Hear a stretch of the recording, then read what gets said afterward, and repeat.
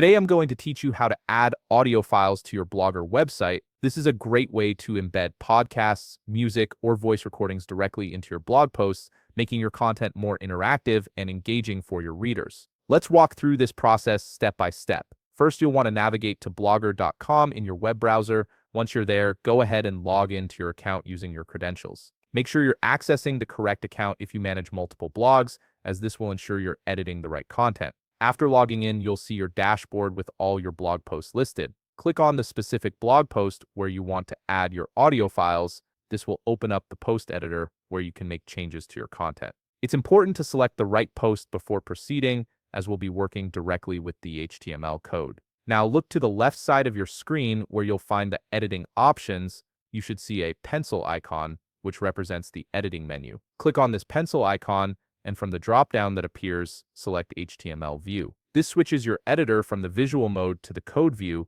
allowing you to insert custom HTML that will embed your audio player. At this point, I have a ready-made code snippet prepared for you. Feel free to pause the video here so you can copy this code exactly as it appears. This code is specifically designed to create an audio player on your Blogger post, and it's essential that you copy it accurately to ensure everything functions properly. Before we paste the code, there's an important step regarding your audio files. You'll want to upload your audio files to Google Drive so you can generate a shareable URL. This URL is what we'll use to link the audio to your blog post. If you haven't already done this, take a moment to upload your audio file to Google Drive now. Once you've copied the code snippet, go back to your Blogger HTML view and paste it into the section of your post where you want the audio player to appear. The code will contain a placeholder that says your audio URL, and this is where we'll insert the actual link to your audio file in just a moment. Now head over to Google Drive where your audio file is stored.